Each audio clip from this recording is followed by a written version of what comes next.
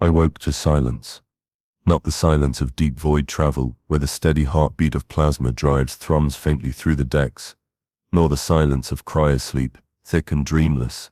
This was a silence so absolute, it felt alive, as though the ship itself were holding its breath. I knew instantly something was wrong, because the Hullow's descent never stopped singing its mechanical hymns.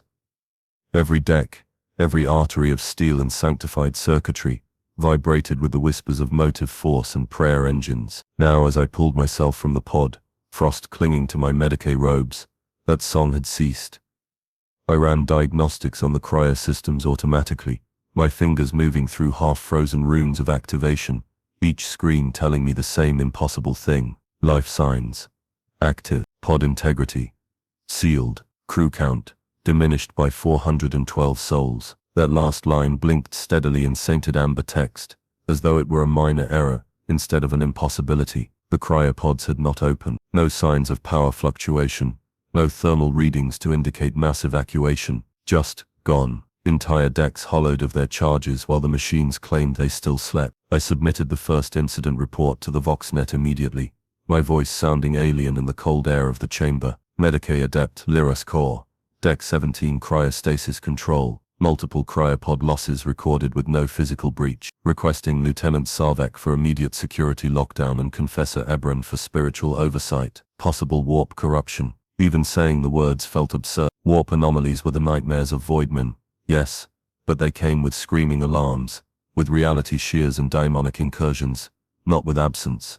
While I waited for response, I walked among the remaining pods. Their frost-laced glass coffins reflected my pale face as I leaned close, breath fogging the transparency. Most were empty now, sterile interiors gleaming faintly under lumen strips. Every fifth pod still held its sleeper, the pattern precise enough to make my skin crawl. Those left behind twitched faintly in unconscious rhythms, lips moving soundlessly. Then I saw the first marks. On the inner surface of a pod's glass, just above the sleeper's head, condensation had formed into something structured, not random fog patterns but deliberate sigils. I stared at them for a long time before realizing what unsettled me most. They resembled high Gothic litanies I had seen carved above shrine altars, only bent fractured into impossible geometries, words curling back upon themselves like reflections caught in warped glass. The hiss cracked through the VoxNet. Lieutenant Sarvek, en route with containment team, hold position, adept.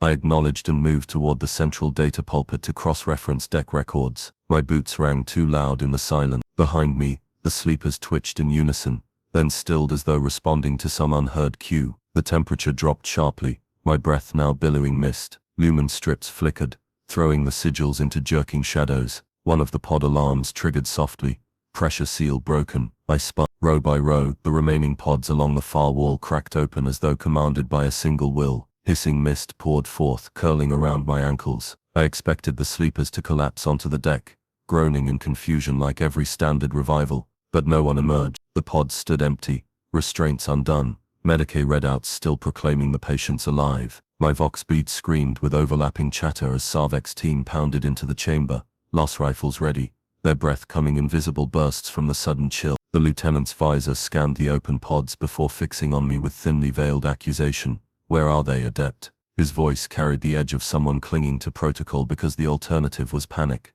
I shook my head. They were here moments ago. Life signs still register, but I gestured helplessly at the vacant slabs.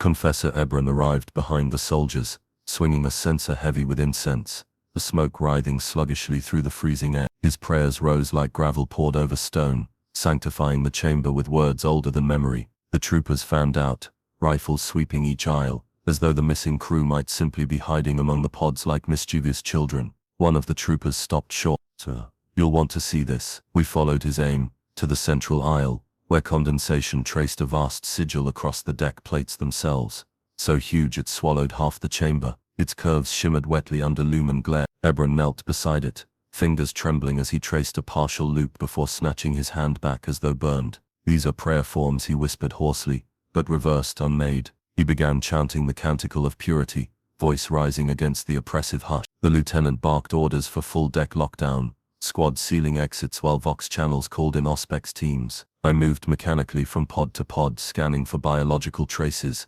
heat signatures, anything. Each console repeated the same contradiction. Occupants present, vitals steady, bodies absent. Then Private Hask, young and pale beneath his helmet, screamed. We converged on him near the rear bulkhead, where one last sleeper remained locked within his pod. His eyes had snapped open though his body lay paralyzed, pupils blown wide until no iris showed. His lips moved silently before sound tore free, ragged words in a voice that didn't belong to mortal lung. Coordinates. Repeat. Coordinates. Numbers spilled forth in perfect monotone, cycling again and again. They matched no known Imperial system. As we recorded the stream, his back arched violently, every lumen in the chamber guttered as though the ship itself flinched. Then the trooper convulsed once more and went limp, utterly lifeless, the coordinates hanging in the air like an accusation. Before anyone could speak, the emergency klaxons erupted across Hallow's descent. Red lumen strobes bathed the chamber in arterial light as the Voxnet screamed over itself. All cryodecks opening. Repeat. All cryodecks opening. No life signs detected. We stared at each other as the words sank in. Entire decks.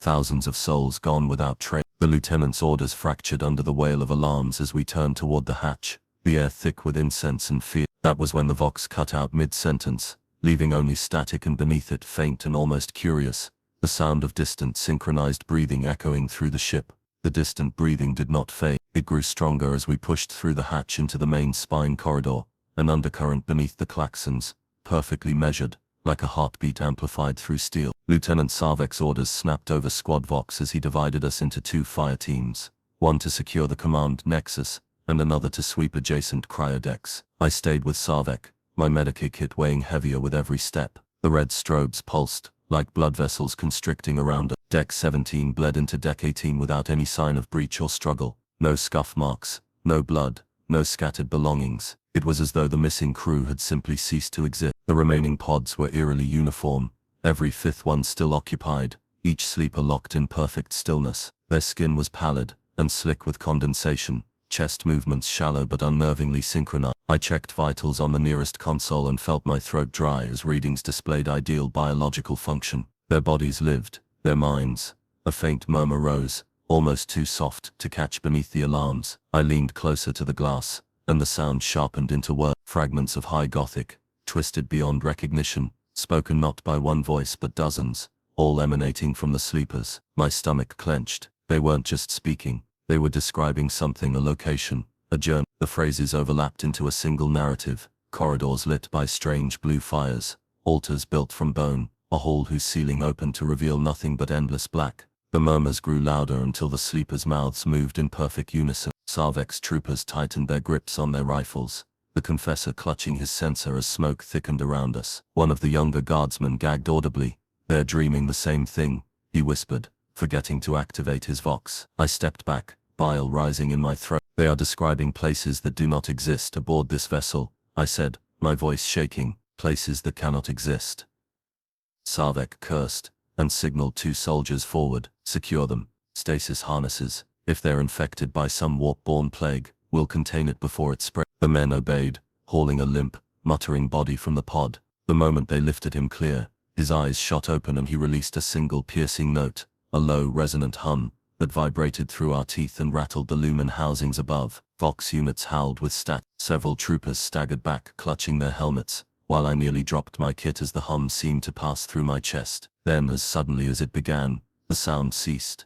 The silence that followed was far worse. A thin voice emerged over the Voxnet, distorted and broken. Not words, just layers of whispering, dozens of them, like the entire missing crew, speaking from a vast distance. Every channel carried it, no matter the frequency. It rose, fell, then dissolved back into static, leaving us gasping like we had surfaced from deep water. Before anyone could process what we'd heard, the man they'd tried to move screamed so loudly it tore his throat raw. He shrieked coordinates in a mechanical monotone, his voice no longer his own. The numbers came rapid and precise, then repeated in an endless loop. "Confessor," Ibran shouted a prayer over him, pressing a blessed seal to his brow. His body jerked once, twice, then slumped lifeless in the trooper's grip. Sarvek demanded the coordinates be logged and cross-referenced, but the Mechanicus adepts reported no match within known Imperial star chart. The lieutenant's mouth became a hard line. "Mark it classified," he snapped. "No one speaks of this outside command clearance." We pressed deeper into Deck 18, moving with extreme caution. Every empty pod reinforced the unnatural pattern. 4 gone, 1 remain. 4 gone, 1 remaining. I could no longer convince myself this was random. Some hidden hand had arranged it with deliberate intent. When we reached the central cryo deck, my stomach turned to ice. The vast chamber should have been alive with the steady green pulse of thousands of sleepers' monitors. Instead, only a handful glowed weakly amid a sea of darkness. Mist curled along the floor, thick and damp, obscuring our The breathing sound was louder here, layered and wet, like lungs laboring beneath the deck plates. Sarvek motioned us forward, hand raised for silence. Then we heard it, a rhythmic whispering interspersed with wet, slapping sounds, like bare feet retreating just beyond the mist's edge. The guardsmen pivoted, muzzles tracking movement they couldn't see. One fired a burst in panic. The muzzle flash revealed nothing but swirling vapor. Confessor Ibran's prayers reached a desperate pitch. "We are watched," he gasped. The air itself listened. I moved toward a cluster of pods still active. Their sleepers thrashed violently, muscles spasming under the restraints. I scanned their vitals and recoiled. Their heart rates were impossibly high, sustained at levels that should have shredded their organs minutes ago. "They shouldn't be alive," I breathed. A trooper's shout cut through the alarms. "Contact, rear flank." We whirled as a shape lunged from the mist, not an enemy, one of our own, a missing voidsman. His body was emaciated, his skin pale and stretched like parchment, but his eyes burned with inky blackness. He moved with jerky precision, limbs bending at impossible angles. Before anyone could react, he slammed into a trooper and began whispering frantically into his ear. The guard's body went rigid, his eyes rolled back, his mouth opening to repeat the same impossible coordinates the earlier victim had screamed. Sarvek didn't hesitate. One shot to the head, clean and final. Both bodies dropped. The mist stirred violently as though a wind had passed through it. "Pull back," Sarvek ordered. "Seal this deck," and the Vox cut him off with a shriek of static. Through it came a deep resonant voice, that was not a voice at all, like a vast chorus speaking as one. "They walk and dream, you walk awake."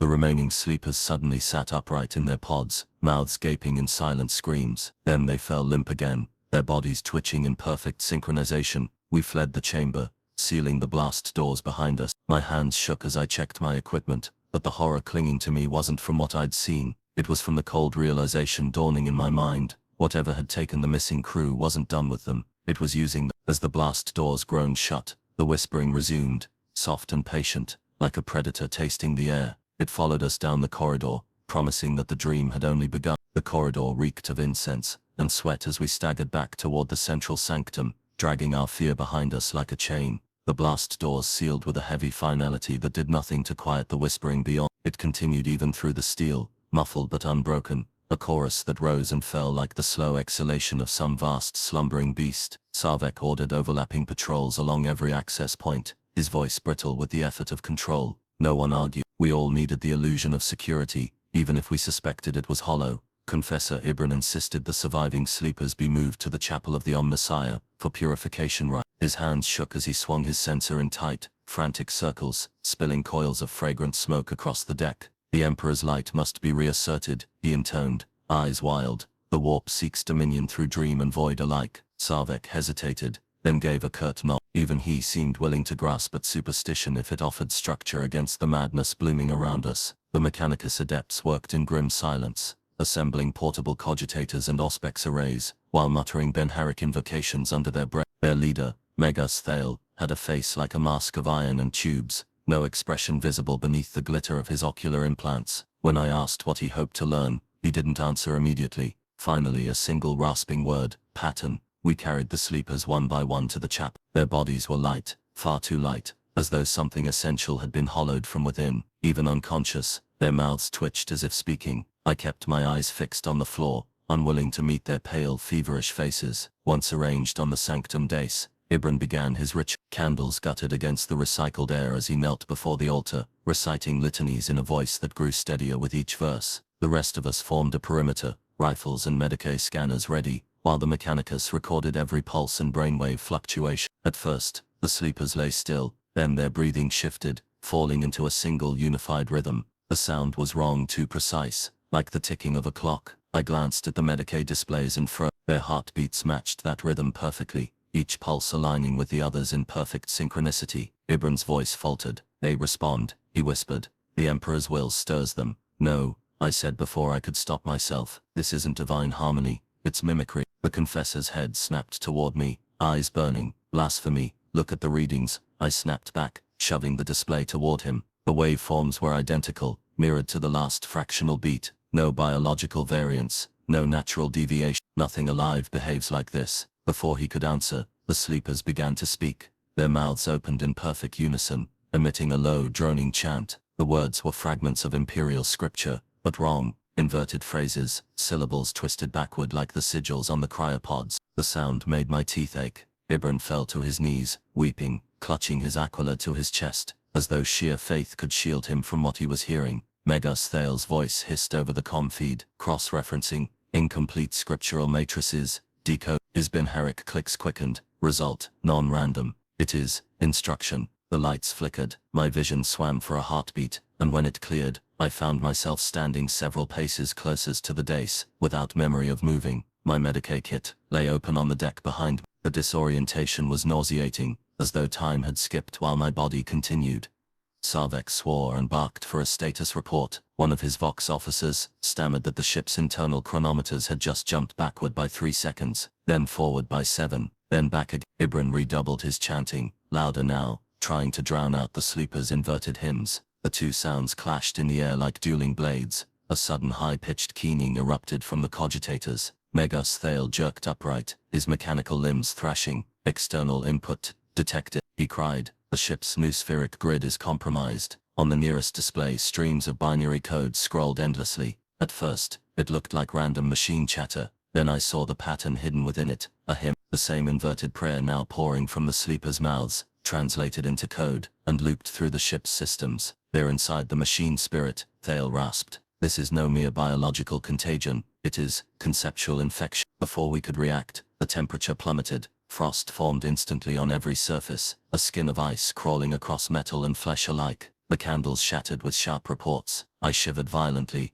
breath fogging before my eyes. Then the sleepers rose. Their eyes were closed, yet their bodies moved as one, stepping down from the dais in perfect synchronization. Sarvek's men raised their rifles, but the lieutenant's command to fire caught in his throat. These were comrades, friends, brothers. The hesitation was fatal. The sleepers advanced silently, lips still moving, and one reached for me with trembling hands. I stumbled back. His touch was warm, too warm, as though his skin concealed some hidden fern. Images slammed into my mind unbidden. Corridors I didn't recognize, altars burning blue, a vast black chamber, filled with whispering shadows. I screamed and tore free, falling hard onto the ice-slick deck. Sarvek opened fire. The first volley tore through the sleepers' bodies, but they didn't cry out. They simply kept moving, stepping forward even as limbs were severed, and torsos shattered. Only when their bodies mechanically failed, did they collapse, their blood running strangely fast across the deck, drawn to the altar as if by unseen currents. The survivors halted in unison. Slowly, they turned their heads toward the sealed hatch, leading back to the cryo deck. As one, they opened their mouths, and exhaled a single sound, a deep resonant hum, identical to the one that had rattled our bones earlier. The hatch controls flickered. Then the door slid open with a hiss, revealing the corridor beyond. I stared in horror. The corridor wasn't the one we'd sealed. Its angles were wrong, twisted impossibly inward like a wound in space. Cold mist spilled out, carrying with it a smell of salt and copper, and beneath the hum, I heard it again, the faint, steady breathing of something vast and patient, waiting just beyond the threshold. The mist writhed like a living thing, retreating and advancing with each slow exhalation that drifted from the impossible corridor. Sarvek's voice broke through the oppressive hum, raw and urgent, as he ordered the troopers to fall back. They obeyed without hesitation, dragging the wounded and keeping their rifles fixed on that twisted aperture. The sleepers did not pursue. They simply turned as one and walked back to the altar, lying down in their original positions, as though nothing had happened. Their mouths moved in silent rhythm, breathing words that never quite reached sound. Megas Thale and his adepts swarmed their cogitators, Binharic bursts clicking like insect mandibles. I hovered over their shoulders, desperate for answers. The screens were filled with pulsing streams of data, chaotic at first glance, but Thale's mechadendrites traced patterns with cold precision. This, he said finally, voice grinding like metal on metal, is a map. Sarvek's head snapped toward him, a map to... Thale rotated one of the holographic projections. What I had taken for corrupted data resolved into an architectural schematic, curved corridors, nested chambers, shifting as though breathing in and out. At its heart was a vast circular space, an empty void surrounded by spiraling rooms. It bore no resemblance to any deck plan of the Hollow's descent, or any void ship I had ever seen. This structure does not exist in physical space, Thale continued, his voice strained, despite its mechanical modulation, and yet it matches the words spoken by the infected. Correlation is exact. The confessor's sensor rattled violently in his grip. Blasphemy. This is a vision from the Emperor, distorted by the unclean. These creatures seek to turn his divine message against us. I shook my head. My hands wouldn't stop trembling. No, it's not a vision. It's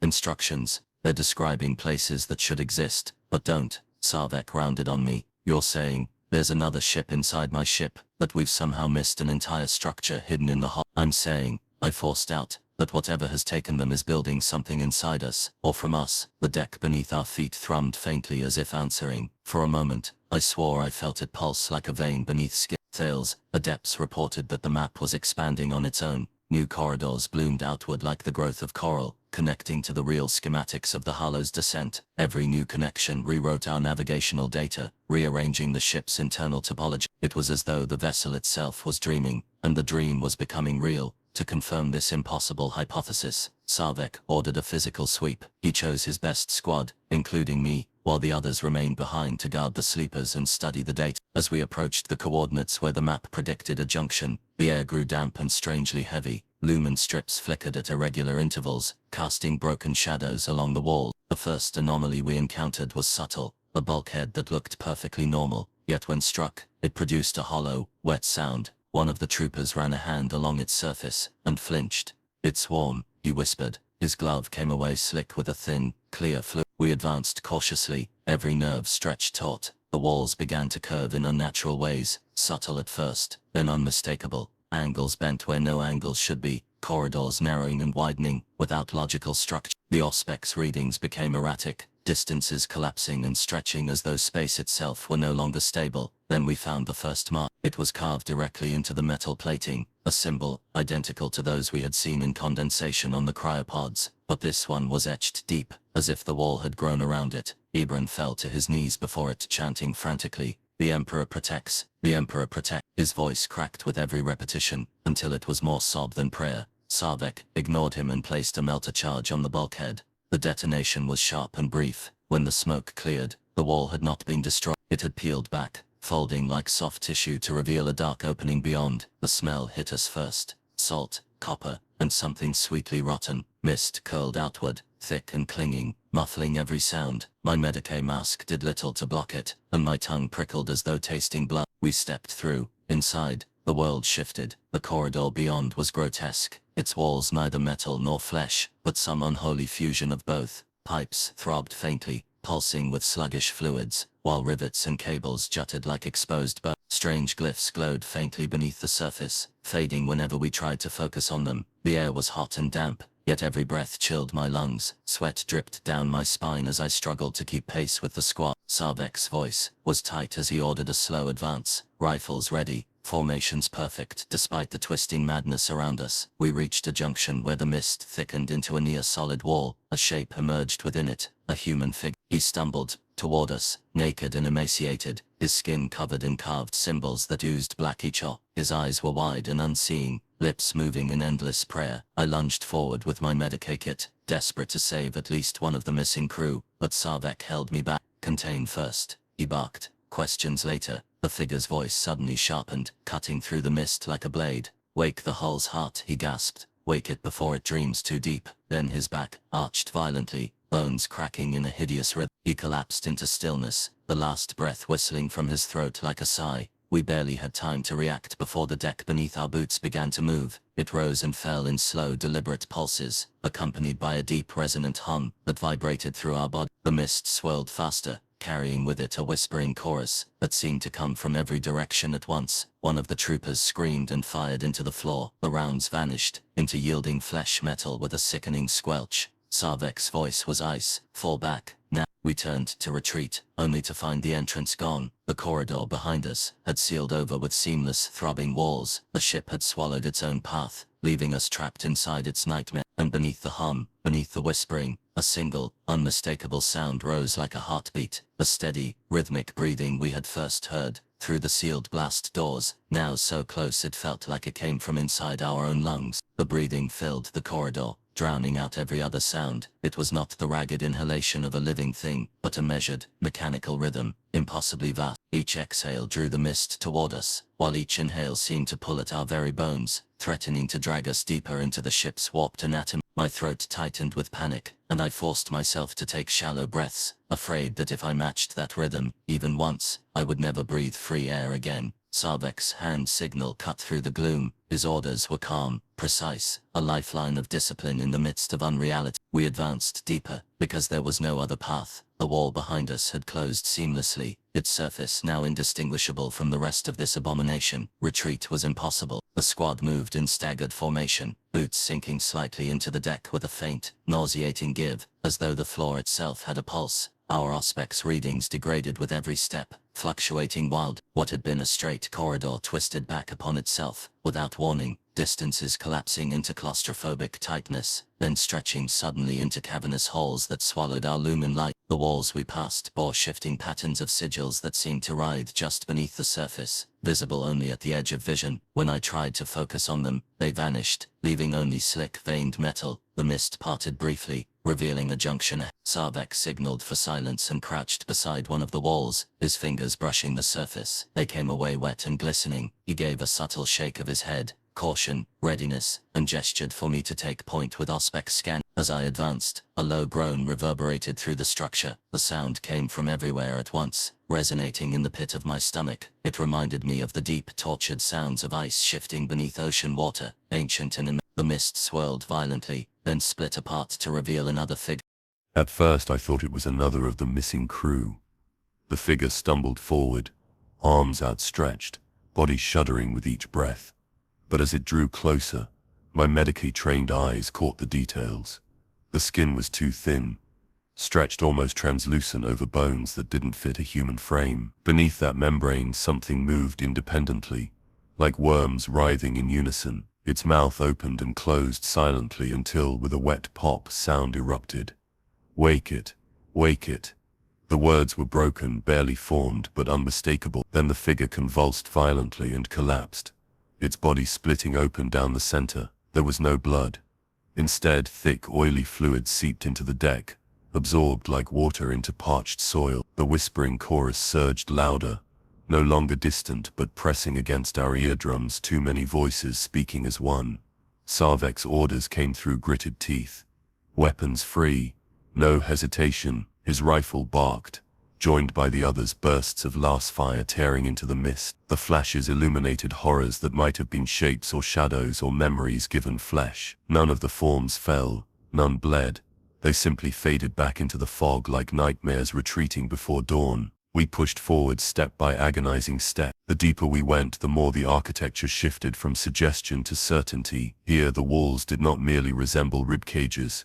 They were rib cages, immense arcs of fused bone metal curving overhead. Fluid dripped steadily from above, striking our armor with soft, sticky impact. The smell was overwhelming now, salt, copper, and something sweetly rotten. I caught myself whispering a Medici catechism under my breath, desperate to maintain focus. Sarvek's voice cut through my chant.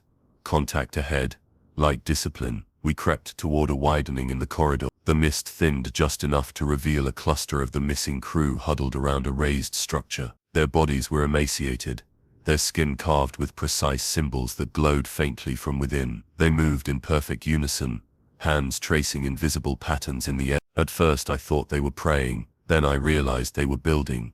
The structure they circled was a mass of machinery and flesh, pistons pumping with slow, wet rhythm. Its surface was covered in the same runes that had haunted the cryopod. I didn't understand what it was until a single impossible thought crystallized in my mind. It was a heart. The ship's heart, alive and dreaming. One of the crew broke from the circle and turned toward us. His eyes were empty voids, deeper than mere darkness. He opened his mouth and exhaled a sound so low it vibrated my teeth. The entire group moved as one, their heads snapping up to face us. Sarvek shouted for suppression fire. The squad unleashed a withering barrage, cutting down half the figures instantly. But as their bodies fell, they didn't collapse like corpses. Instead, their flesh unraveled into strands of glistening material that slithered back toward the central heart, absorbed in an instant. The survivors didn't even flinch. They resumed their motions undisturbed. "They're feeding it," I gasped, bile rising in my throat. Every death makes it stronger. Sarvek grabbed my arm, yanking me backward. Then we don't fight them. We destroy that. He slapped a melter charge onto the structure and triggered the timer. The squad fell back as one, retreating down the corridor. Behind us the heart began to beat faster, louder, shaking the deck plates. The explosion was a blinding flare of heat and light. For a moment I thought we'd succeeded. Then the walls screamed. It was not a metaphorical sound but a literal piercing shriek that drove knives of pain into our skulls. My vision went black, and when it cleared I was on my knees, ears bleeding. The heart was gone, reduced to smoldering fragments. But the ship was not dead. The corridor around us shifted violently, the walls folding and unfolding like a living thing. The path ahead dissolved into a writhing mass of tendrils, while behind us the sealed passage opened again, only now it led somewhere entirely different. A void of shifting mist and echoing voices. The breathing had changed. It was faster now, ragged and eager, like a predator on the hunt. Sarvek hauled me to my feet. His voice was hoarse but unbroken. Move, before it closes again. We ran, stumbling through twisting corridors that seemed to grow and recede with every step. Behind us the ship's scream faded into a deep rhythmic chant. A single word emerged from that chant, repeated endlessly, reverberating through the very metal of the hull.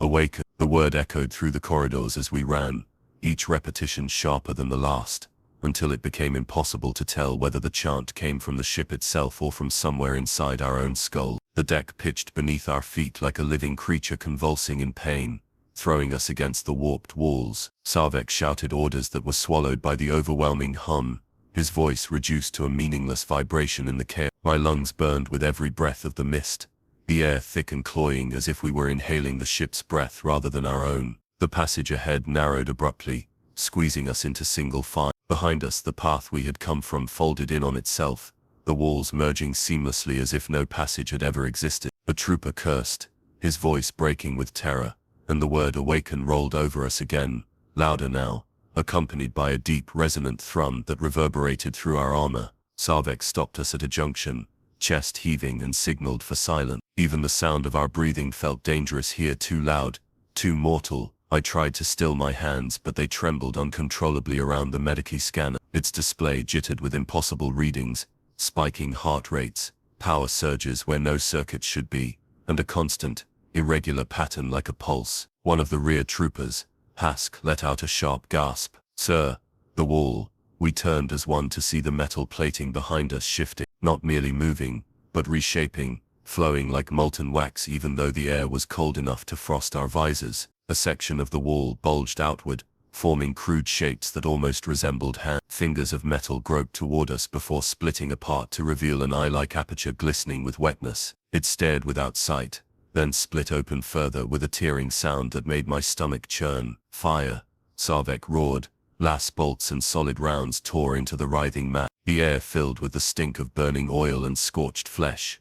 Though there was no true flesh to be found, the wall recoiled, shuddering violently, and then surged forward. Tendrils of metal and meat lashed out, ensnaring Hask around the waist. His scream was cut short as the wall folded around him like a mouth closing on prey. There was no spray of blood, no final cry, just silence, and then nothing remained of him at all. Panic threatened to break us. Sarvek slammed the butt of his rifle against the deck and barked a command so sharp it cut through the madness. Charges. Clear a path forward. Move, damn you. The squad obeyed with mechanical precision born of terror. Melter charges were slapped against the narrowing corridor ahead, and detonated in a flash of searing heat. The explosion tore a hole through the pulsating structure, but instead of debris, the wall emitted a deafening scream. It was the scream of something vast and conscious, a sound that bypassed the ears and went straight into the mind. I clutched my skull, certain it would split apart.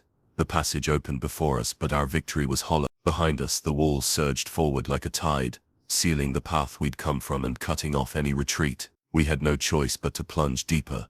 The corridor ahead was worse than anything we had seen before. The floor rose and fell with a rhythm too precise to be random. Veins of glowing blue light pulsed beneath translucent surfaces, carrying some unknown fluid through the ship's circulatory system. I realized with dawning horror that the vessel was not merely infested by something alien, it had become part of it. The Hallow's descent was no longer just a ship, it was a living organism, its metal and machinery fused with flesh and will. Sarvek's jaw tightened as he surveyed the nightmare around us. "This is no boarding action," he said, voice low and fierce. "This is a metamorphosis." Confessor Ebron staggered forward, clutching his aquila, eyes wild. "The Emperor tests us. We must sanctify this place, drive the heresy out through fire and faith." But his words faltered as the walls began to sing. A deep harmonic resonance filled the space, at first like distant chanting, then unmistakably coherent. The same inverted litany we'd heard from the sleepers now poured from the very structure of the ship. I stumbled as the rhythm of the song synced with my own heartbeat. Images flickered behind my eyes, corridors of bone stretching into infinity, screaming faces trapped within steel bulkheads, stars wheeling above a black, endless maw. My hands shook so badly I nearly dropped my kit. The Mechanicus, adepts who had accompanied us, began speaking in rapid, panicked bursts of Binharic. Magas Thal's voice rasped through the Vox link, distorted by interference. "The machine spirit is compromised.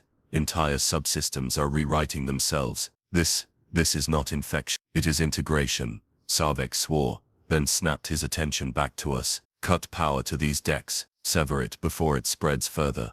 A tech adept knelt beside a control node embedded in the wall, his mechadendrite stabbing into the pulsating surface. His body jerked once, then went rigid. When he turned to look at us, his eyes were blank white, his mouth forming the word without breath or sound. "Awaken." Sarvek didn't hesitate. One shot, clean through the adept's head. The remaining adepts screamed prayers to the Omnissiah, and began ripping their connections free, desperately trying to sever the corrupted systems. Sparks cascaded from ruptured cables, filling the corridor with acrid smoke. For a heartbeat, I dared to hope we might succeed. Then the humming shifted. It rose in pitch until it was almost unbearable, a single note vibrating through our bones. The walls responded, reshaping with terrifying speed. From the mist emerged figures. At first glance, they looked like the dead crew we'd left behind, but their forms were twisted, their limbs elongated, flesh merging seamlessly with crude mechanical parts. Their eyes glowed with sickly light, their movements jerky yet purposeful. Ebron fell to his knees, sobbing. "Saints preserve us," he wailed. The creatures advanced without hesitation, their steps in perfect rhythm, with the ship's chant. Sarvek's squad opened fire, the corridor, erupting in a storm of last bolts and bolter shells. The first wave fell, but like the walls they did not bleed. Their bodies shattered into fragments of wire and sinew, which immediately flowed back into the structure, reconstituting into new horrors. My stomach lurched as realization struck. "They're not just being controlled," I shouted over the chaos. "They are the ship now." The deck trembled beneath us, the pulsing veins glowing brighter. The chant shifted, the word now unmistakable, louder than ever before, rolling over us like a tidal wave. "Awaken." The lights above us flared, then died, plunging the corridor into darkness, lit only by the unnatural glow of the walls. In that moment, the Hallow's descent was no longer a vessel, it was a god, and it was opening its eyes for the first time. The darkness did not remain still, it moved, pulsing faintly in rhythm with that single unending word reverberating through the hull. My breath came fast and shallow as I tried to focus on the shapes moving just beyond the weak glow of our weapon sight. Sarvek's voice cracked like a whip through the comms, commanding us to hold formation, but even his authority trembled beneath the crushing weight of what surrounded us. Then, without warning, the remaining cryopod monitors across the VoxNet all spiked at once. Harsh alarms screeched over every channel. Thal's surviving adepts shouted panicked Binharic warnings, as readouts flooded with data. All surviving sleepers were awakening simultaneously. A heartbeat later, a wet, synchronized hiss rolled through the corridors around us, as if thousands of pods had opened in perfect unison. We froze, every rifle aimed into the mist. The sound of synchronized footsteps followed, impossibly precise, like a single entity walking in many bodies. From the shadows ahead, the first figures emerged, crewmen and officers we had all known, their faces pale and expressionless, their eyes pools of absolute blackness that reflected nothing. They advanced without hesitation, their movements perfectly mirrored, mouths opening and closing in silence. Ebron stumbled backward, clutching his aquila, so tightly his knuckles split and bled. "The Emperor's shields," he shrieked. "He must shield. These are not men." Sarvek gave the only order he could: engage. The corridor became an inferno of lasfire and bolter shells. Dozens of the creatures fell in the first volley, their bodies shredded into ruin, but they did not scream, they did not falter, they simply collapsed like broken dolls, and those behind them stepped over the corpses with absolute indifference.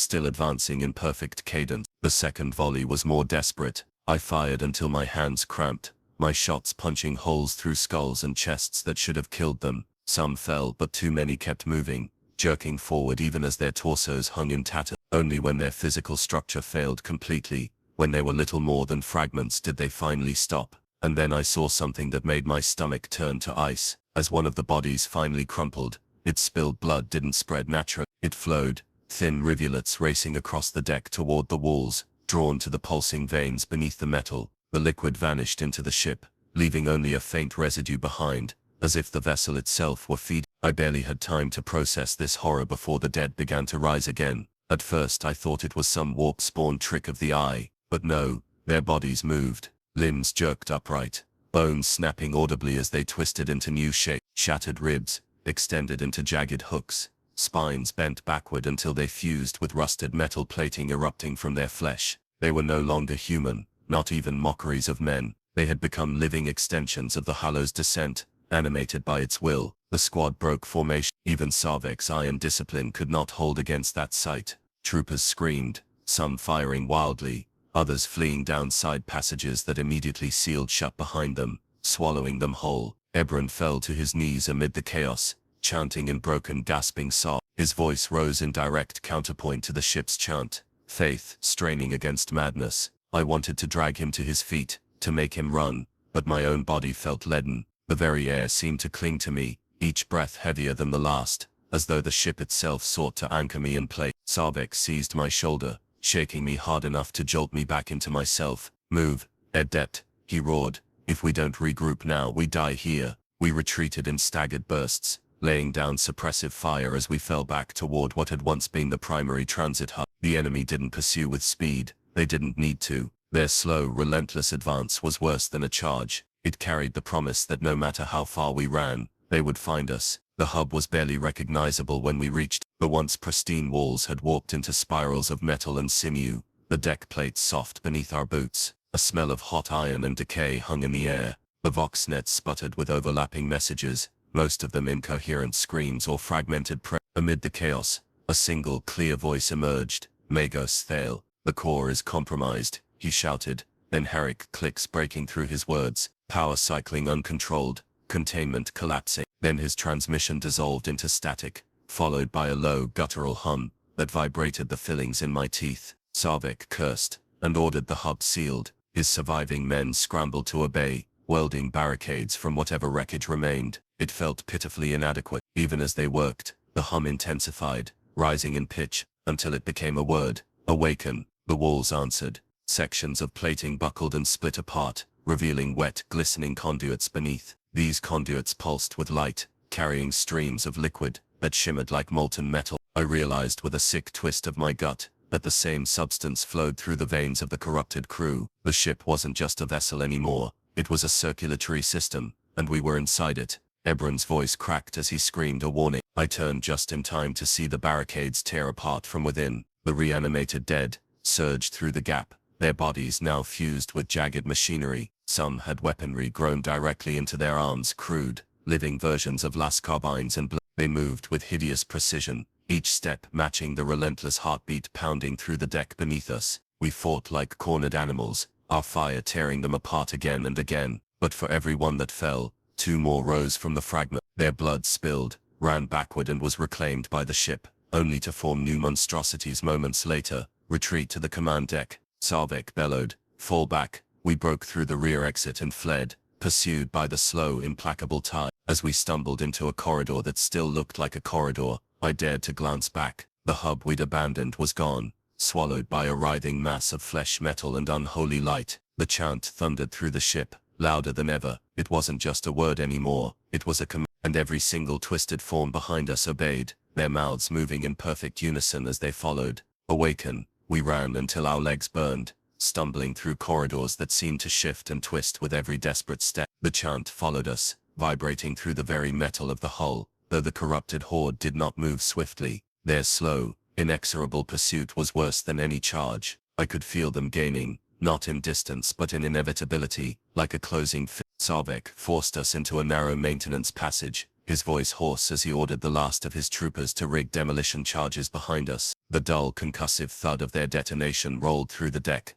and for a fleeting moment the chant wavered, a single beat off rhythm, before resuming even louder than before. We emerged into a section of the ship that still resembled its original form, or at least a grotesque parody of. The command nexus loomed ahead, its reinforced doors scorched but intact. We sealed them behind us, and collapsed against bulkheads, slick with condensation, gasping for breath. Sarvek's visor was cracked, one side of his face streaked with blood. Still, his eyes were sharp, refusing to break. Status, he barked, and the survivors stammered reports. 2 adepts remaining, half our squad lost, ammunition reserves dwindling to nothing. Magos Thal's voice cut through the chaos from a nearby console. Power fluctuations increase. Entire sections of the ship are rewriting themselves. Structural geometry no longer stable. His mechadendrites twitched violently, betraying what his mechanized faceplate would not. Sarvek leaned over his shoulder, growling, "Option." Thale hesitated, then gestured to a secondary display. A single stream of signal data pulsed steadily amid the chaos, alien to the ship's normal systems. There is something broadcasting from deep within the anomalous structure, a signal buried beneath the corruption. Ebron staggered closer, clutching his aquila, a voice of salvation he breathed, wild hope lighting his fevered eyes. But Thale's voice was flat, stripped of any trace of emotion. Negative. This is no divine communication. It is command code. Directive instructions carried on a layered transmission. It is controlling the transformation. The realization sank into me like ice. You mean, the ship is obeying this signal? Not just the ship, Thale rasped.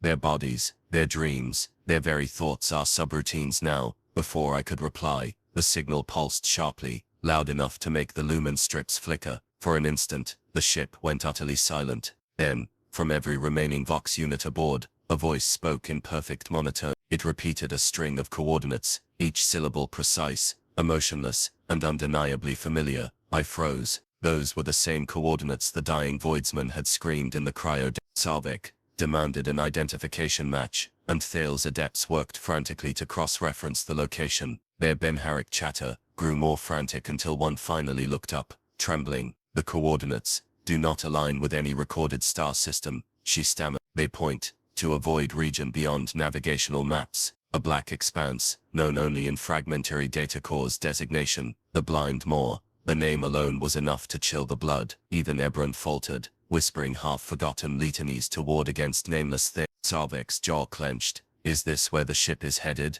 Thale manipulated his controls, his mechadendrites lashing wildly. Affirmative. Helm functions have been overridden, all navigation systems locked to those coordinates. As if to confirm his words, the deck lurched beneath us. A deep rumble rolled through the hull, accompanied by the groan of stressed metal. Emergency displays lit up across the nexus, indicating a full course change. We were no longer drifting, we were accelerating. The warp engines are cycling up, one adept cried. But we did not authorize translation. Sarvek slammed his fist into the console. Cut the power. I cannot. Thale hissed. The command signal overrides every failsafe. Even the machine spirit is enslaved. The hum returned, louder than ever, pressing against our skull. My vision blurred, as if something enormous were breathing against the back of my eyes. The signal wasn't just controlling the ship, it was bleeding into us. I heard whispers under the hum, threads of thought that were not my own. At first, they were incomprehensible, but gradually they formed words. Come home, come home, come home, come home. I staggered,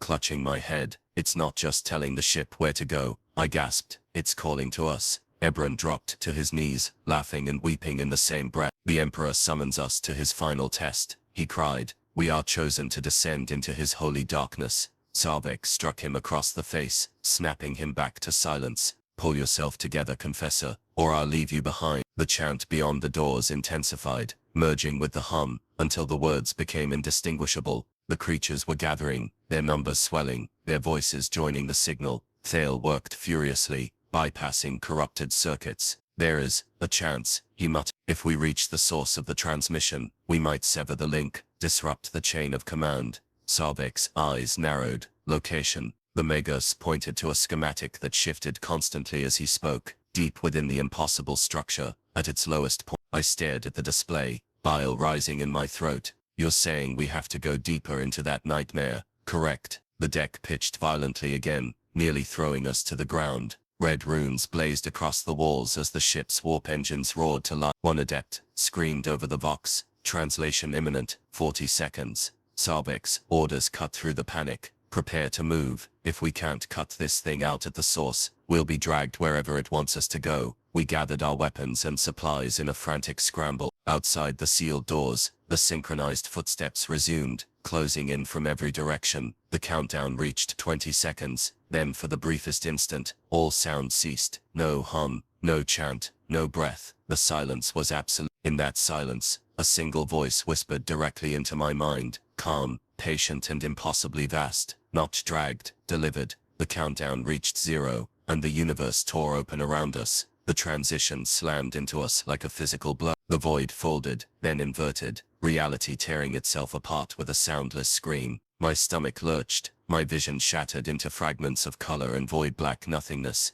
When it cleared, we were no longer adrift in the safe geometry of the material. The ship floated in a place without stars, a void so total it seemed to consume the idea of light itself. Even the lumen strips aboard the Hollow's descent dimmed, their glow swallowed before it could travel more than a handspan. The warp engines cut out abruptly, leaving behind a silence more terrifying than any noise. The hum that had haunted us from the beginning was gone, replaced by a heavy stillness that pressed against my ears. It felt as though sound itself had been stolen. I could hear only my own breath, ragged and uneven, and the frantic thudding of my heart. Sabek staggered to the nearest console, his face pale but resolute. "Report," he barked. His voice sounded muffled, distant, as though the air refused to carry it. One of the remaining adepts ran shaky calculations. "External sensors, failing," she whispered. Her mechadendrites twitched erratically. "There is nothing beyond the hull, no stellar radiation, no reference points. It is as if we float inside a void without boundary." Ebron crawled to the nearest viewing port and stared into the endless black. His lips moved in silent prayer, though I could not hear the words. Finally, he turned to us with wide, fever-bright eyes. "This is holy ground," he breathed, his voice breaking. "The veil has been pierced. We stand at the threshold of the Emperor's secret war."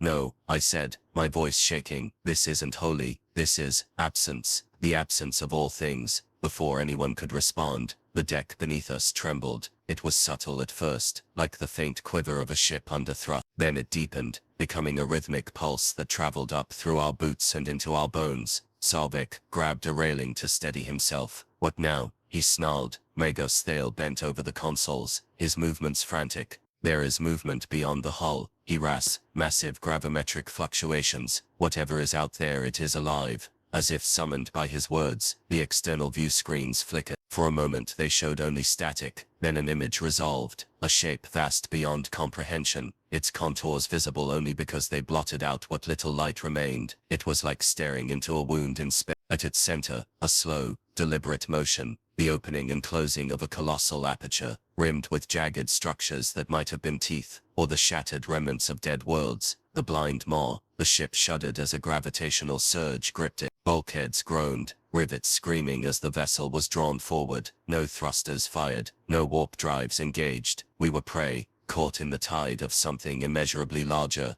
Ebron fell prostrate, his forehead striking the deck with a wet crack. "It calls," he cried, his voice breaking into manic laughter. "The Emperor's judgment made manifest." Sabek tore him upright and slammed him against the wall. "This is no judgment," he spat. "It's a trap, a feeding ground." The confessor only laughed harder, his blood staining the deck. I staggered to the medica station, checking for hull breaches. None yet, but the stress readings were impossible. Sections of the ship were flexing, like cartilage under pressure. The vessel was being reshaped as it was dragged closer to that gaping void. The synchronized chant of the corrupted crew rose from deep within the ship. At first, it was faint, muffled by bulkheads and distance. Then it grew, louder and louder, until it seemed to come from everywhere at once. Their voices no longer spoke words. I could recognize. It was a sound, like grinding gears, and rushing tides, incomprehensible and alien. The deck pitched violently, throwing us to the floor. Warning runes flared across every display. Thiel screamed, over the comms, his usually flat voice rising to a shriek. "Hull integrity failure. Sections collapsing inward. The ship is merging." The images on the external view screens confirmed his words. Filaments of metallic flesh, uncoiled from the maw and lashed toward the Hallow's descent, burrowing into its hull. Where they touched, The metal shifted, writhing as it fused with the tendrils. We were no longer a separate vessel. We were being assimilated. Sarvek rallied his troopers, his voice raw but unbroken. To the forward decks. Hold them off as long as you can. Buy us time to reach the signal source. We ran, weapons clutched in white-knuckled grips. As we advanced, the corridors changed around us, their once familiar layout dissolving into nonsensical geometry. Doors appeared where none had been, while others vanished mid-step, sealing our path and forcing us deeper into the heart of the ship. Along the way, crewmen appeared in the flickering lumen light. At first, I thought they were uncorrupted survivors, their faces slack with exhaustion. Then they moved in perfect unison, turning toward us as one, their mouths opened and closed, emitting only that same guttural chant. Their skin rippled as machinery writhed beneath it. Contact, Sarvek roared. The corridor erupted into chaos. Lasfire and bolter shells tore through the advancing horde, but they did not scream, did not falter. Each one that fell was consumed by the deck itself, their forms unraveling into liquid metal that was reabsorbed into the walls. For every creature destroyed, the ship itself seemed to grow stronger, its pulse quickening beneath our boots.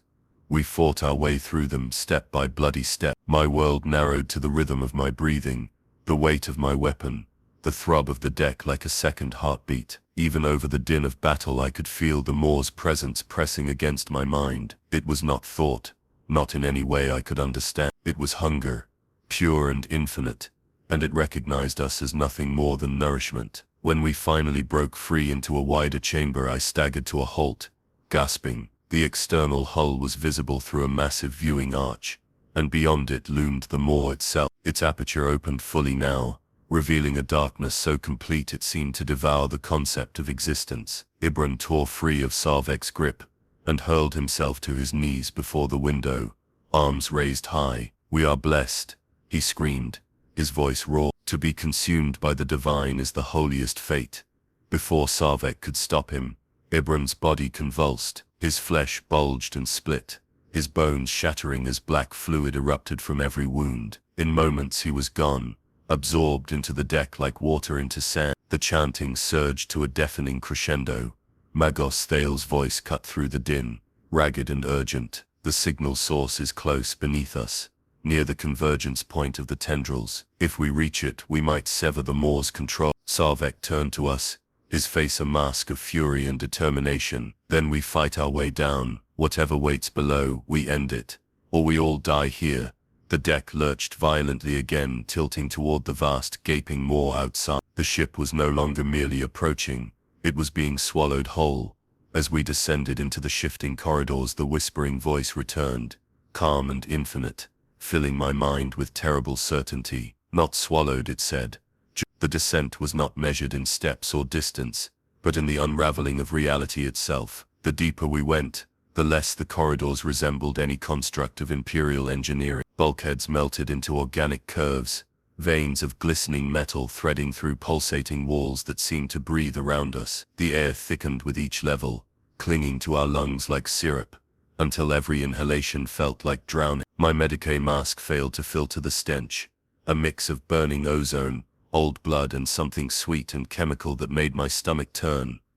We moved in silence, except for the hiss of rebreathers and the soft click of rifle safeties. Even Sarvek, who had barked orders ceaselessly before, now spoke only in gestures. Words felt wrong here, as if language itself might attract the attention of whatever dwelled beneath us. The ship's steady thrum had deepened into a slow, ponderous beat, so low it vibrated our teeth. It was no longer just the pulse of the Hallow's descent, it was the heartbeat of the Moor itself, echoing through the fused vessel.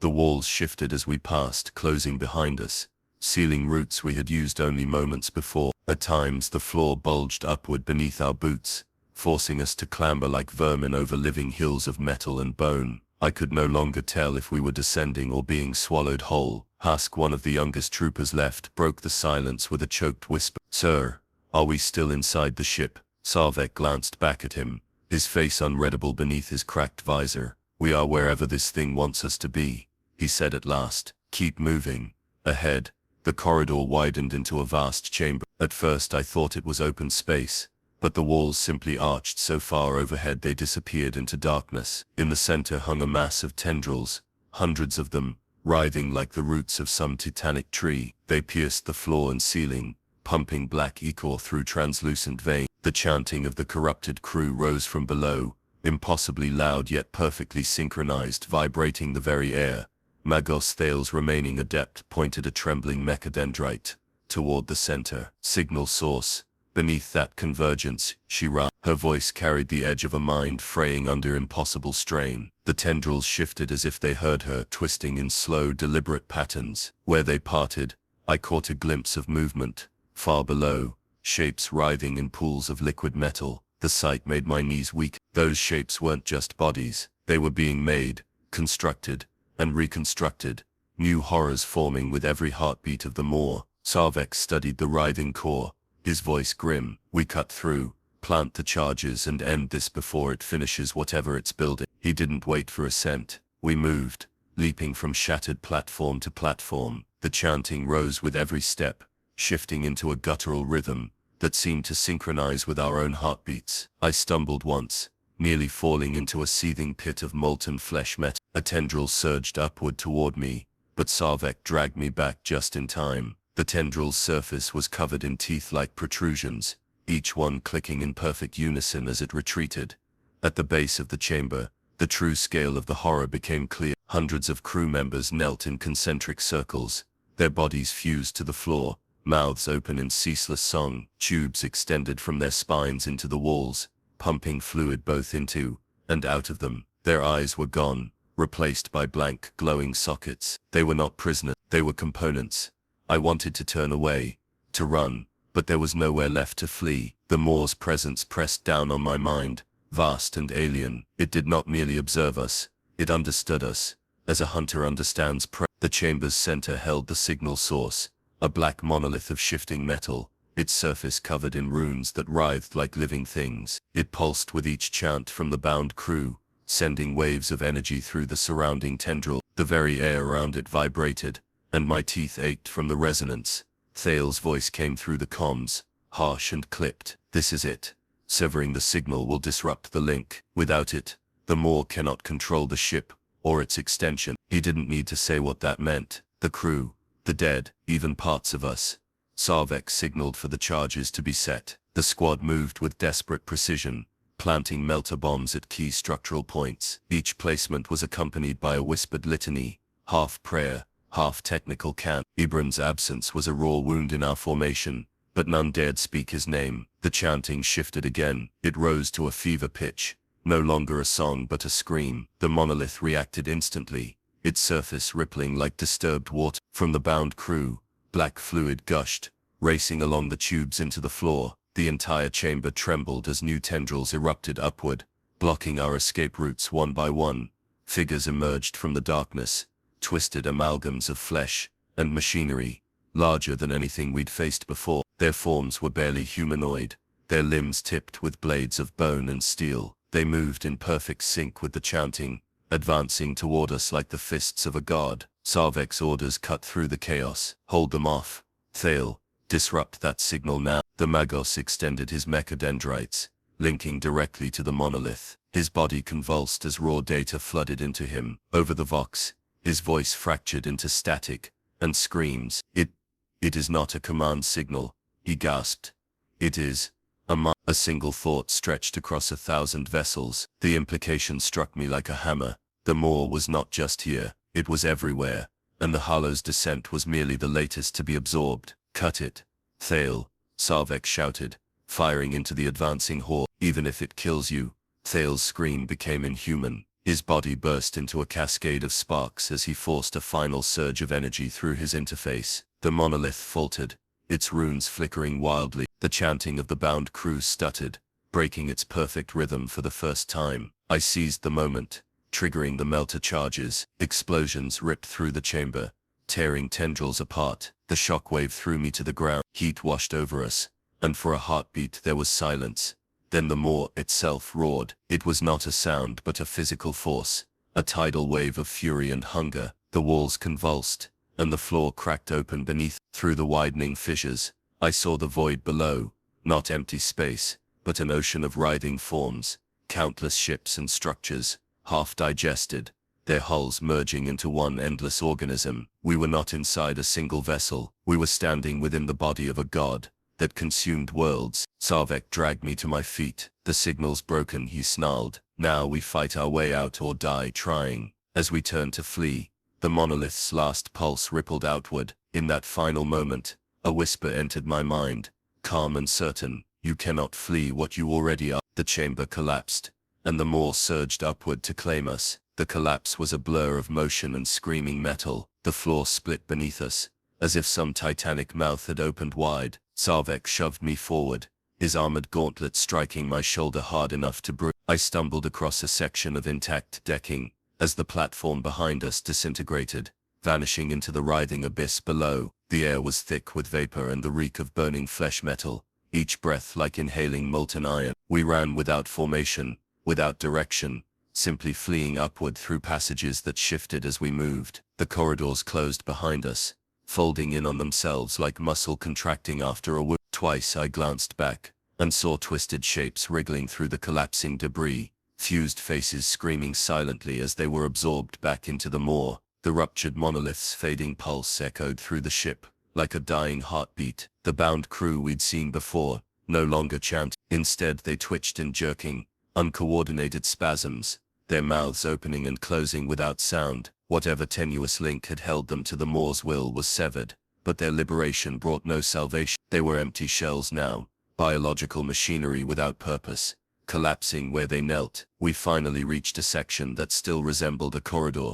though its proportions were subtly wrong, too narrow and tall, the angles shifting whenever I blinked. Sarvek halted us, breathing hard. Only 6 of us remained. His visor was shattered completely, one eye swollen shut, yet his grip on his weapon was steady. Status, he rasped. No one answered. We were beyond status reports. One of the troopers, Marlin, simply shook his head and stared at the deck, his lips moving silently. Sarvek turned to Magos, Thal's surviving adept, the only tech priest left. Her hood was gone, revealing a skull half replaced with machinery. She met his gaze with dull mechanical calm. The Maw's primary signal is disrupted, she said, her voice flat and straight, but its influence remains residual. As if to punctuate her words, the deck beneath our boots trembled, not violently, but rhythmically. It felt like a breathing sleeper's chest, rising and falling. I realized then that the silence wasn't complete. There was a sound, just at the edge of perception, a soft whispering, like distant voices through layers of cloth. I strained to hear, and the words resolved, not in my ears but in my mind. Walk, walk, walk. My body swayed before I knew what was happening. My boots moved without command, a slow, steady step forward. It felt like drifting on the edge of sleep, my thoughts hazy, my will slipping like sand through my fingers. Around me the others moved the same way, their eyes glassy, weapons slack in their hands. Even Sarvek's iron will faltered. His jaw worked soundlessly as he fought invisible reins pulling at his limbs. No, he growled, voice thick. Resist it. The adept's voice was eerily calm. We are still within its body. Its dreams seep through every structure, every breath. The Maw does not need chains to guide us. We are already part of its pattern. I tried to fight, clenching my fists, biting my tongue until I tasted blood. The pain anchored me for a moment, enough to stop my forward motion, but the whispering grew louder, seductive, and inexorable. Walk, join, sleep. Marlin broke first. With a low, keening moan, he stumbled ahead, his rifle clattering to the deck. Sarvek lunged to grab him, but the trooper slipped free with inhuman strength, and vanished around a bend. A second later, his scream echoed back to us, high, sharp, and abruptly cut off. Sarvek slammed his back against the wall, shaking with effort. We move as one, slow, deliberate. Stay awake, stay awake. We obeyed, each step a battle against the overwhelming urge to surrender. My vision blurred at the edges, dream images seeping in unbidden. I saw the cryodecks as they had been before the mission began, every pod filled, every crewman at peace. Then the image shifted. The same pods, but the sleepers were no longer human. Their bodies were molten silhouettes, their mouths opening to release tendrils of black mist that coiled together into the shape of the Maw itself. I blinked hard, and the hallucination faded, leaving only darkness, and the rasp of our breathing. The corridor ahead brightened, unexpectedly. A soft glow pulsed around the next bend, rhythmic and strangely soothing. The whispering grew stronger, promising rest, silence, an end to pain. The adept spoke without emotion. Central neural cluster detected. The source of the dream pattern lies ahead. Sarvek bared his teeth in a grimace. Then we burn it. We rounded the corner and froze. The chamber beyond was vast, its walls curving inward, like the interior of a skull. At its center hung a single sphere of translucent flesh, suspended by a lattice of glistening tendril. Shapes moved within the sphere, faces pressing outward, limbs thrashing, only to be drawn back into the mass. The glow emanated from within, each pulse synchronized with the whispering in our heads. The sight nearly broke me. It was a womb and a tomb at once, nurturing and consuming. I felt the urge to step closer, to press my hands against its surface, and let it take me, let it end my struggle. Sarvek's shout shattered the trance. Focus, weapons ready. We opened fire, bolts and last beams tearing into the sphere. Its surface rippled, but did not rupture. Instead, the glow intensified, and the whispering became a single commanding voice. Sleep. Marlin's scream echoed through the chamber, not from memory, but from directly behind us. He staggered back into view, his body no longer his own. His limbs moved with jerky precision, his skin stretched too tight over something beneath. His mouth opened, and the same voice emerged, deeper now, resonant. Sleep. The others faltered, their weapons lowering. Even Sarvek's stance wavered. I knew that if we stopped fighting for even a heartbeat, it would claim us completely. Gritting my teeth, I hurled a fragmentation charge at Marlin's feet, and dove behind a twisted bulkhead. The blast tore him apart, scattering fragments of flesh and metal. The voice screamed in fury. The sphere pulsed violently, tendrils snapping free, and lashing toward us. One struck the adept, impaling her through the chest, and hoisting her into the air. Her final words were a flat, mechanical whisper. We were never aware. Her body dissolved into the tendril, absorbed without a trace. Sarvek roared and charged forward, planting melter charges directly against the sphere's surface. Cover me. We poured fire into the tendrils as he armed the detonator. The glow within the sphere reached a blinding intensity, and the whispering became an ear-splitting roar. My knees buckled under the sheer psychic pressure. Sarvek stumbled back toward us, shouting over the deafening noise. Run! We turned and fled, the chamber collapsing behind us. The last thing I heard, before the detonations went off, was the voice, no longer commanding but almost pleading. Stay. Then the world dissolved into fire and silence. The explosion rolled through the depths of the ship like the detonation of a sun, a single blinding flash that swallowed sight and sound alike. Heat slammed into my back as we ran, throwing me forward onto my hands and knees. The deck trembled, heaving like the chest of some dying beast. For a heartbeat, all was silence, and then came the scream, not of voices, but of the ship itself, a sound beyond hearing, vibrating through flesh and bone, until it felt like my very skeleton might shatter. I staggered upright, ears ringing, vision swift. The corridor ahead had twisted into unfamiliar angles, as though it were trying to heal around the wound we'd just inflicted. Sarvek stumbled beside me, his armor blackened, his visor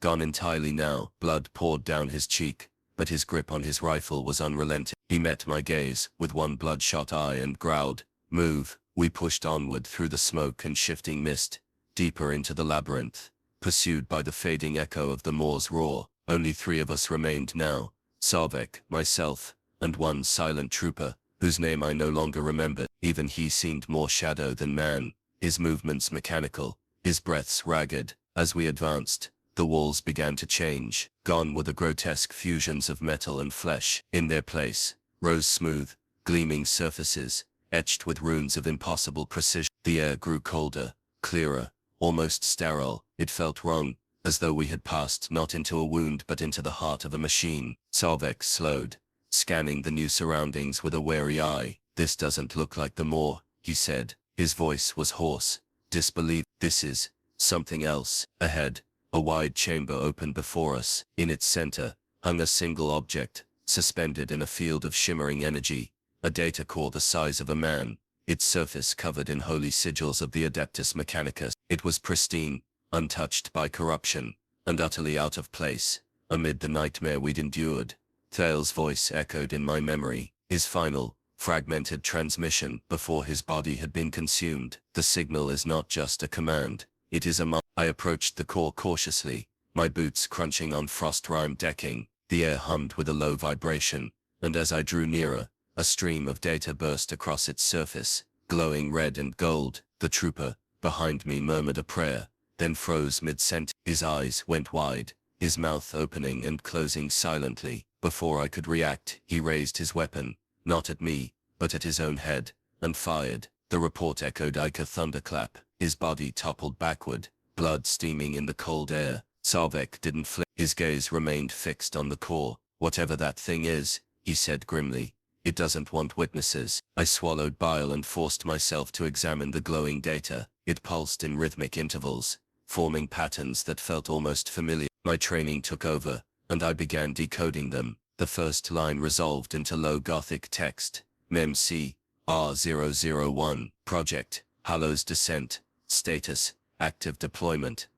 No, I breathed. This ship was never just a vessel. Sarvek's hand tightened on my shoulder. Explain. The words tumbled out, half choked by disbelief. It wasn't a rescue mission. It was an experiment. The Hallows Descent was built to lure the Maw, or whatever intelligence it represents, a trap disguised as a pilgrimage vessel. The next sequence unfolded in a cascade of brutal clarity. Images, schematics, and names flashed across the surface. Entire populations conscripted as crew.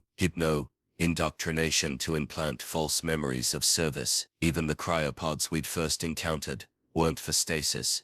They were for conditioning. I fell back, trembling. We weren't sent here to stop this thing. We were sent here to feed it, to see how it would react. Sarvek's face was stone, but his breathing quickened. And our orders? They knew we wouldn't come back, I whispered. The distress signal wasn't real. It was part of the experiment. Everything from the start was a lie. As if in answer, the data core shifted, projecting a three-dimensional map of the sector. Dozens of icons flared to life, each one representing another vessel like ours. They weren't scattered randomly. They were positioned in a precise pattern, a lattice, surrounding a central void. Sarvek stared at it, his jaw tightening. This wasn't a single mission, it's a network. Each ship a node, each crew a component. The core pulsed, and a single phrase appeared across its surface. In Mechanica script, Thale had translated it once. During his final moments, awaken. A low hum rose around us, subtle at first, then growing into a bone-deep vibration. The walls themselves began to move, runes flowing like liquid, forming into new shapes. The pristine metal darkened, revealing glimpses of the flesh metal corruption beneath. It's not just the Maw, I realized, my voice breaking. The Mechanicus built this interface to merge with it. They didn't want to destroy the creature, they wanted to harness it. Sarvek's eye burned with fury. They turned us into offerings, into test subjects. The data shifted again, showing a final set of coordinates. My stomach clenched as I recognized them. Terra, the heart of the Imperium. They've been guiding it, I said, barely able to breathe, feeding it, until it's strong enough to reach the throne world. The hum reached a crescendo. Behind us, the corridor sealed with a wet, organic sound. Shadows rippled across the walls, resolving into twisted shape. The dream pattern wasn't broken after all, it had merely been waiting. Sarvek raised his weapon, defiance etched into every line of his bloodied face. We finish this here, he said. No more running. I stared at the data core, my mind a storm of terror and revelation. The truth was worse than the Maw itself. The Imperium hadn't just stumbled into this nightmare, it had created it. The core pulsed one last time, and a voice filled the chamber, not alien, but distinctly human, calm, cold. Project parameters achieved. Subject assimilation complete. Preparing for next phase. The runes on the walls flared, and the deck beneath us began to dissolve. We were no longer in control. The experiment wasn't ending, it was only just beginning. The deck dissolved beneath our boots, not collapsing like fractured metal, but liquefying into a black viscous substance that sucked at our feet as if trying to claim us. Sarvek dragged me forward with brute force, his roar lost amid the deafening hum now filling every corner of the chamber. The data core's glow expanded until it blotted out the walls, until there was no difference between machine, flesh, and void. The chamber was gone.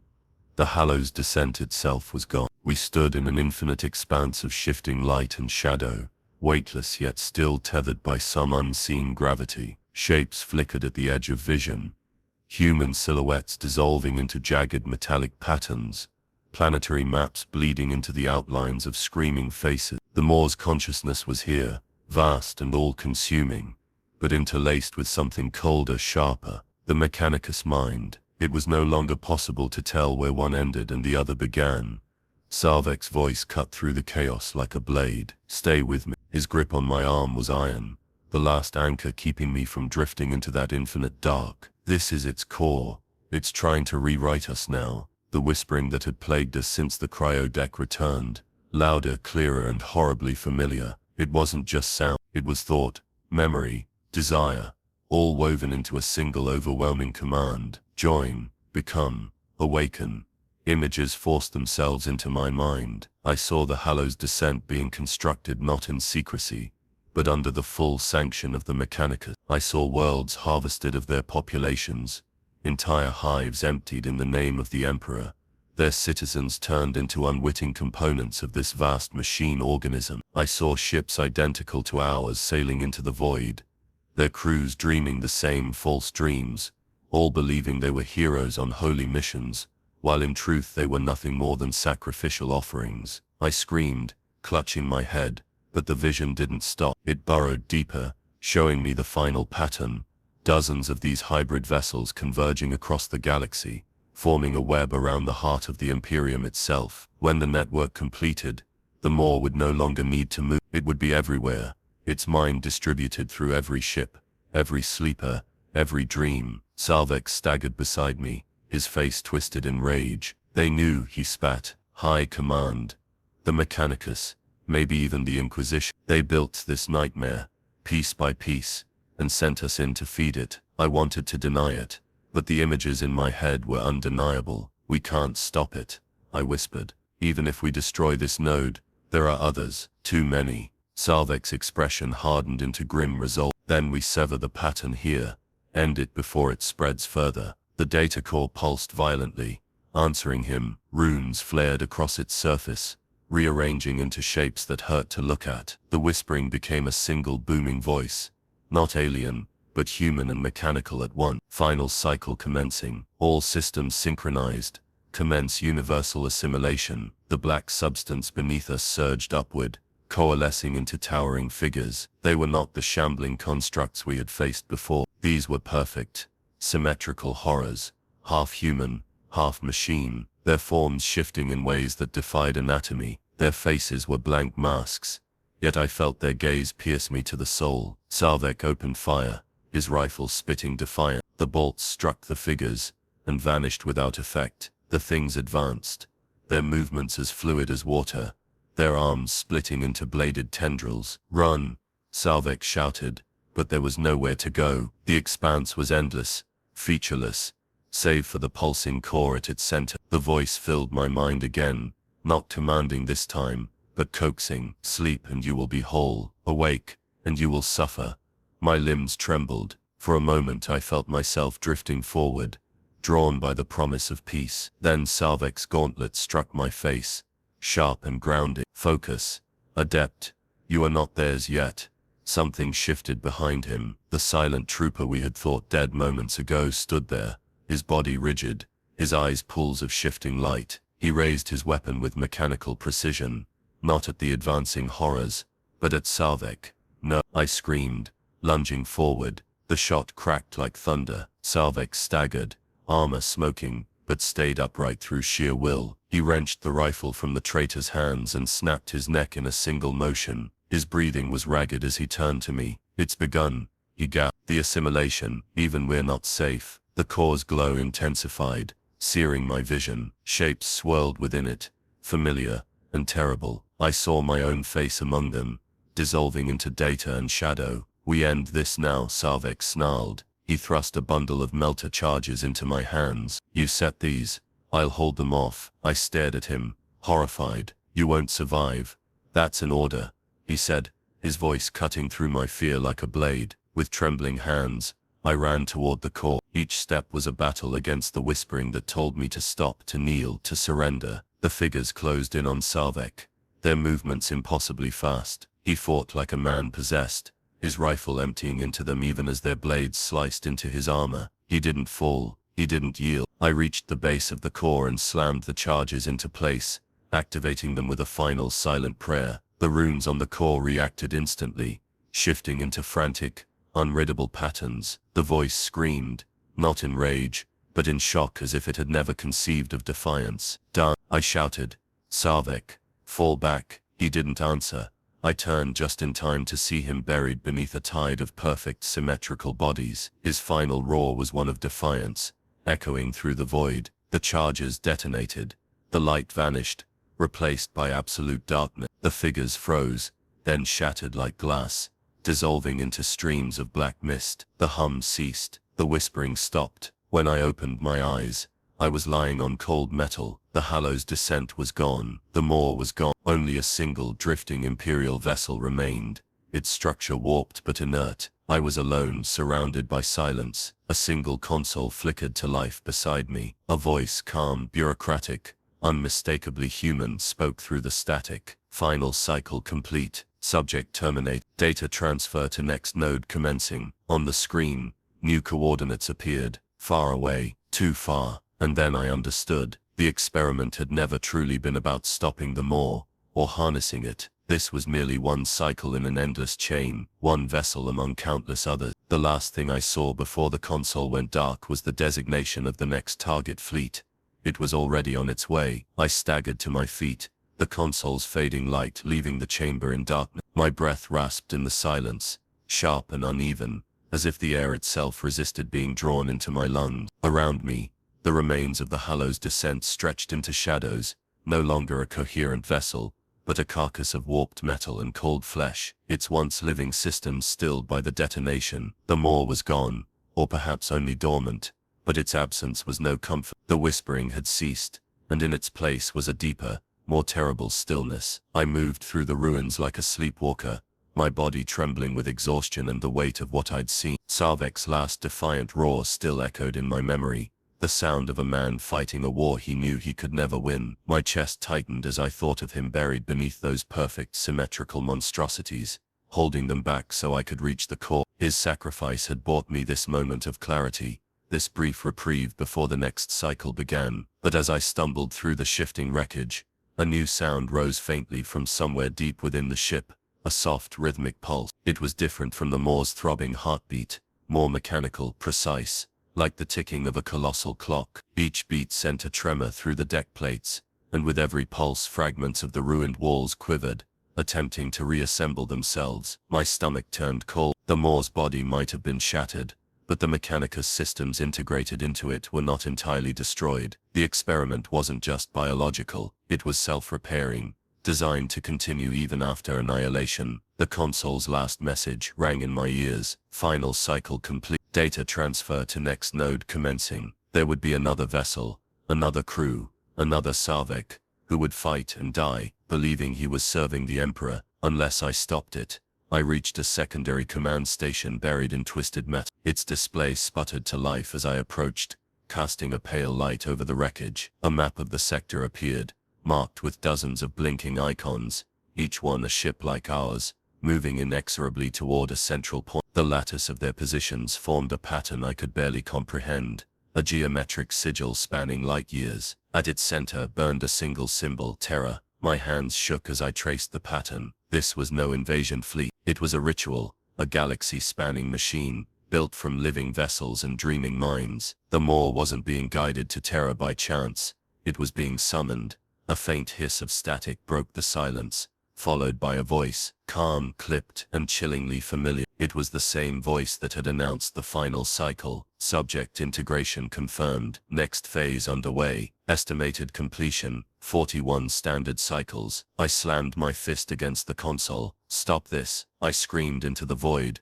"You've seen what it does. You've seen what it is." The voice did not falter. Deviation detected. Terminating anomaly. Panels slid open in the walls, revealing spindly constructs of metal and bone. They rose like insects from hibernation, their eyeless heads turning toward me in perfect unison. I fired wildly, last bolts cutting through the first wave. They fell easily, too easily, dissolving into mist as soon as they struck the deck. More rose to replace them, countless and unending. It was not a fight I could win.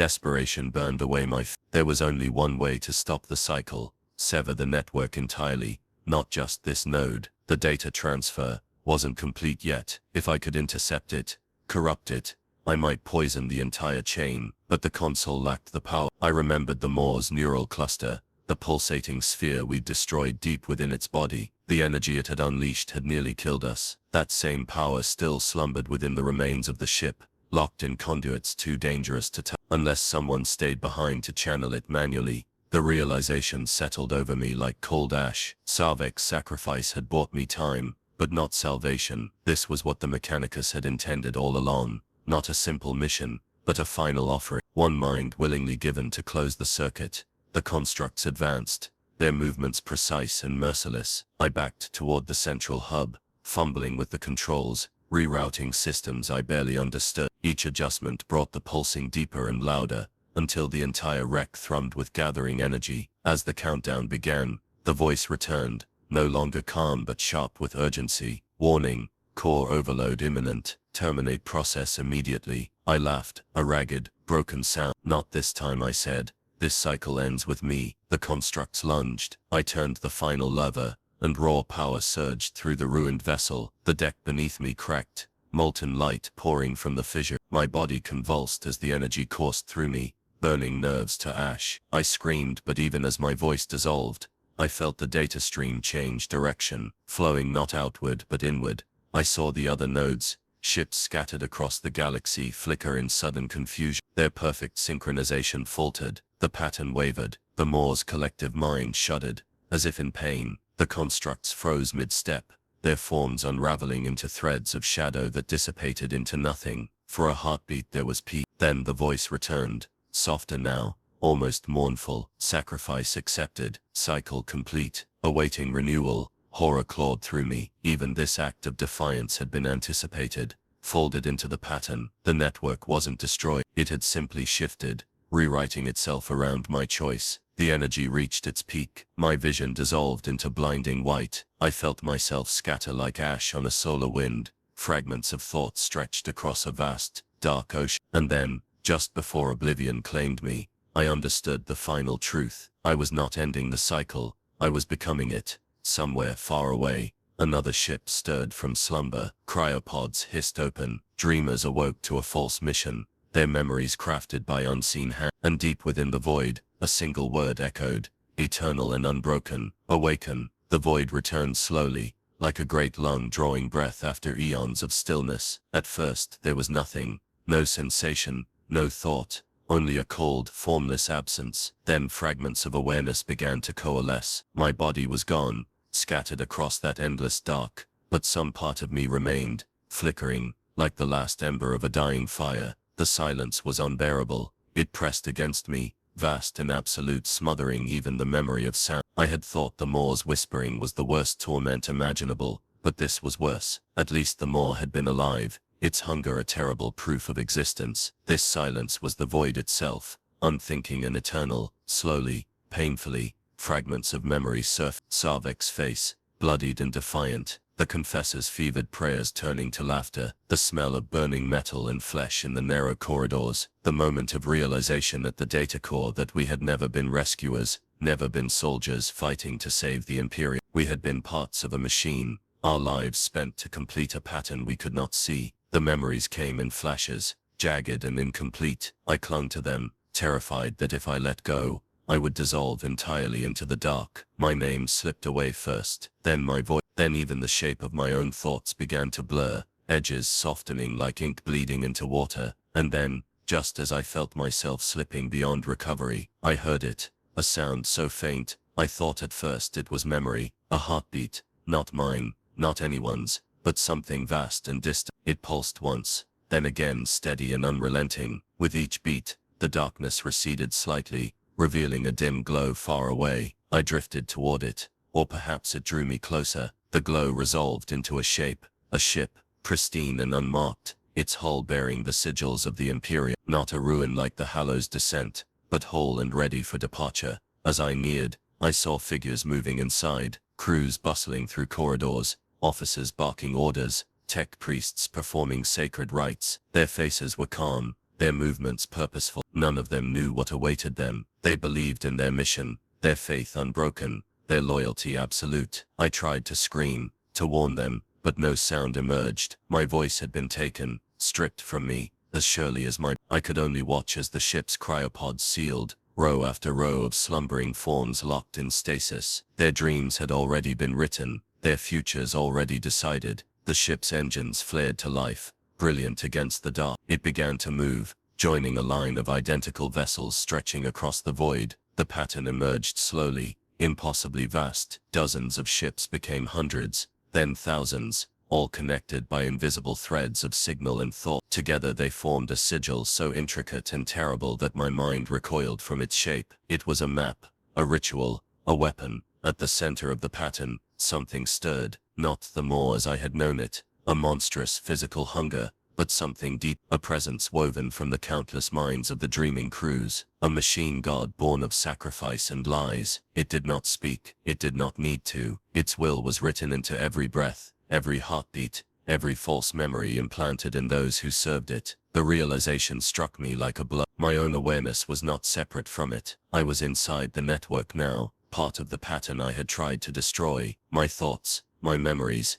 even my defiance had been catalogued and repurposed. Sarvek's final roar echoed in my mind, now just another fragment of data within the vast machine. For a moment, I struggled against it, clawing at the edges of my dissolving self, but there was no escape. The pattern was perfect. Resistance had been anticipated, folded into its design like the curves of a labyrinth. Even my rebellion had been a necessary step, a ritual sacrifice to ensure the network's renewal. The silence deepened, becoming almost comforting. I watched as the fleet moved toward its destination. The coordinates were burned into my fading mind. Terra, the throne world. The glow of the Astronomicon flickered faintly in the distance, a lighthouse guiding the faithful. None aboard those ships knew that their faith was a weapon turned against them, that their prayers fed the very thing they sought to destroy. The heartbeat quickened, the glow brightened, the fleet accelerated. As the vessels vanished into the void, a single phrase rippled through the network, calm and inevitable, final cycle commencing, universal integration assured. I wanted to scream,